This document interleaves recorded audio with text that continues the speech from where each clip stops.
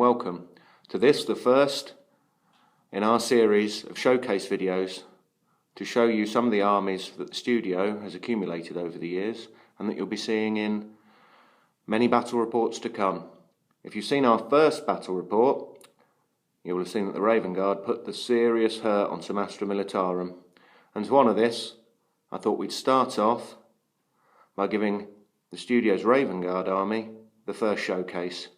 So we'll be going over the whole army, looking at some of the interesting units and models, and just showing you the Raven Guard in all their glory. So we'll start off with the first company and their Shadow Captain. One of my favourite Space Marine models of all time, this. Just looks absolutely fantastic. Power Axe jump pack, Iron Halo, and he's got his jump pack wearing chaplain along with him. So if you know anything about Raven Guard, you'll know that they like Vanguard veterans. And if there is an archetypal Raven Guard unit, it is Vanguard veterans, lightning claws, jump packs. I love these guys, they look fantastic.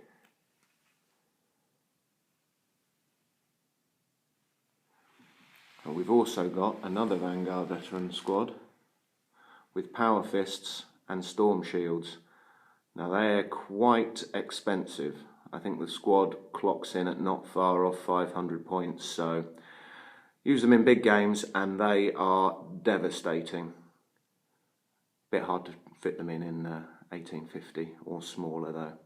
Still, they look cool. In unit we've got a squad of Vanguard with chainswords and bolt pistols. An unusual configuration for Vanguard, but they still kick out a bucket load of attacks, especially when you take into account the Raven Guard chapter tactics with their Hammer of Wrath as well. So don't underestimate these guys. Although the Raven Guard aren't known for deploying Terminators, we do have a squad here in this army. Since we've got so much of the first company, we need a squad of tactical Terminators there, heavy flamer. We have Stern Guard. Again, we've only got the one squad because Raven Guard, as I've said before, they love their Vanguard veterans. So there's a squad of Stern Guard, and then last veteran squad here, we have got a squad of Vanguard without jump packs, which quite often catches people by surprise, and they're very devastating when they come pouring out of a Land Raider. To transport some of the first company veterans, we've got the Redeemer and two normal Land Raiders forming a Land Raider spearhead, which is quite effective. You can see the Captain and the Vanguard and the rest of the veterans making up a large proportion of the Raven Guard First Company. Sneaking in next to the First Company, we have our Scouts. And as you can see, I've chosen to use Mark IV Recon Marines for these guys, just because I prefer the models, and these models really are fantastic from Forge World. I love their Stalker pattern bolt guns, and they're just great. And of course, with the new Raven Guard formations, we'll be seeing a lot of Scouts, although I do tend to use these as part of a Shadow Strike kill team, along with the Vanguard over there, which I'm sure you can imagine is quite an effective combination. Cruising in over the top of the Land Raider spearhead, we've got some aerial support, two Storm Ravens kitted out for anti-tank duties, and what Raven Guard army could possibly be complete without their namesake flyers.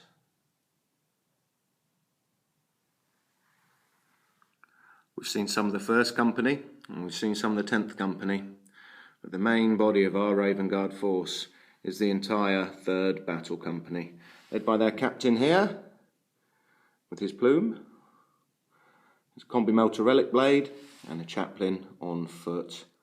You may have seen him in the battle report, bashing some heads. And also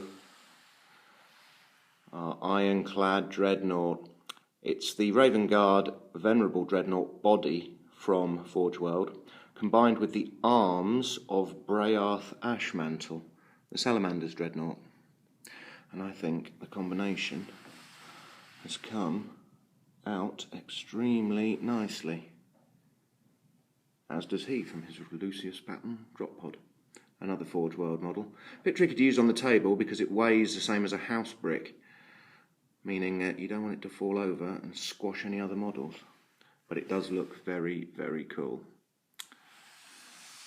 So along with the captain and the chaplain is the 3rd Company Command Squad. We've used the Stern Guard models for these just because they look like more ornate Marines to represent veterans.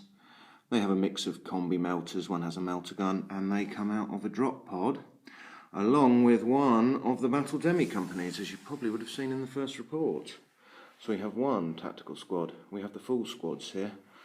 One tactical squad, another tactical squad, and a 3rd tactical squad, all in drop pods. And then we have tactical squad in Rhino, tactical squad in Rhino, tactical squad in their Rhino. And as I say, this is the full 3rd Company, so we have the 2 squads of Devastators, and we also have the 2 full assault squads as well. So it's quite a force to have on the table to field a full company of Space Marines.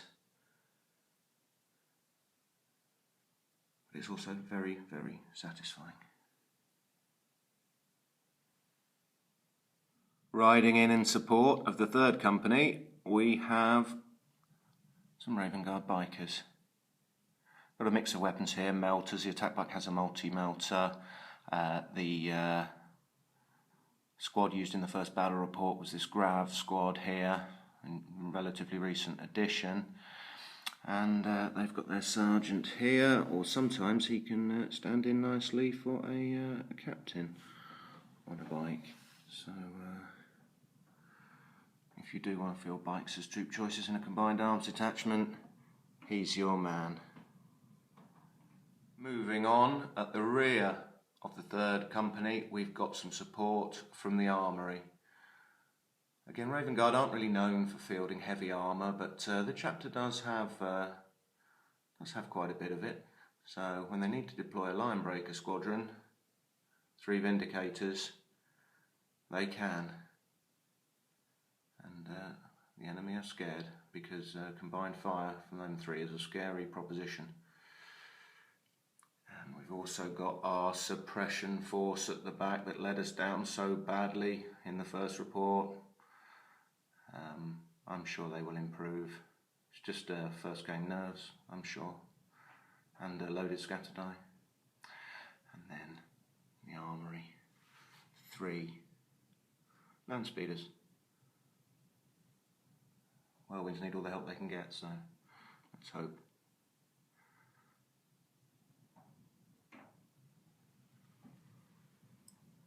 Since we've got nearly 2 full companies of Raven Guard here, the Strike Force needs a command, and this is the Raven Guard Honour Guard, or at least the models I'm using for the Honour Guard. If you recognise these 4 around the outside as the masters of the chapter, and these guys, that guy holding his helmet, and the banner bearer with the lateral plume and the banner, they are a Mark IV command from Forge World. Quite often you see these in Horus Heresy armies, but I thought since this is the Honour Guard, they can wear some ornate armour. It's a bit of a shame that the normal Honour Guard models are kind of Ultramarine specific, but I personally think the combination of these guys, although they do all look like twins, I suppose they've all got the same gene seed in them, I do think these guys do look great as honour guard, and quite often we can use Mr. Axe and Shield here as a captain or a chapter master. Although all of it's a good bit of flexibility for this army, because all of these guys can stand in as captains, chapter masters, members of command squads, and they do look great. I think the combination of red and black is really good. So, yeah, I've certainly got a lot of Marines to command.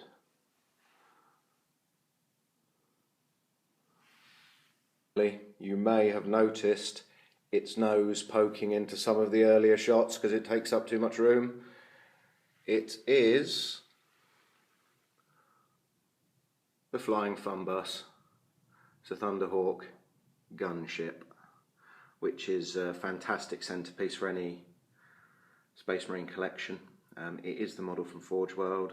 A bit awkward to use because again it's extremely heavy and quite delicate, but it does look absolutely fantastic. See the pilots in there.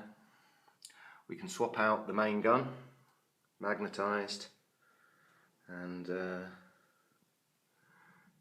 yeah, it's particularly appropriate for Raven Guard to have their super heavy flying in. So it's an extremely impressive model. Very happy with the way it turned out.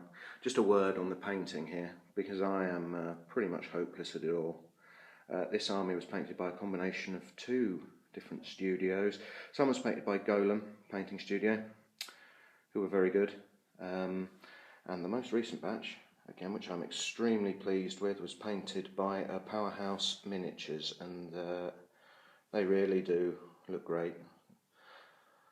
So, very, very happy with the way this whole force has turned out and come together. I really do think it's impressive.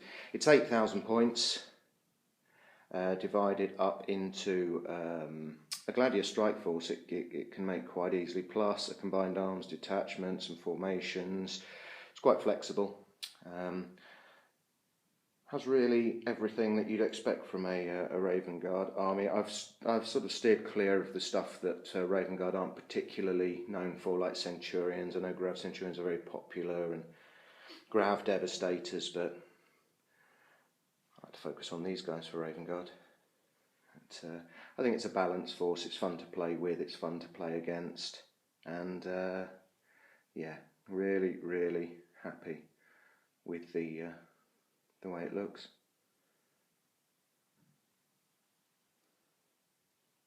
I give you a close-up shot, just panning over, just in case there's anything particular that I've forgotten.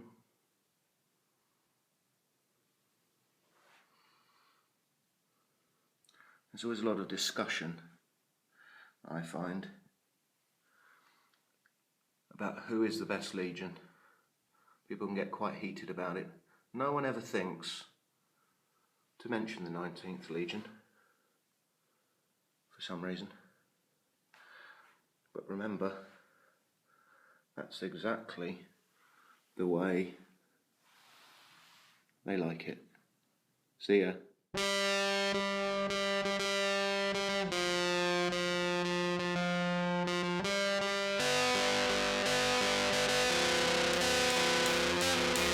Wow.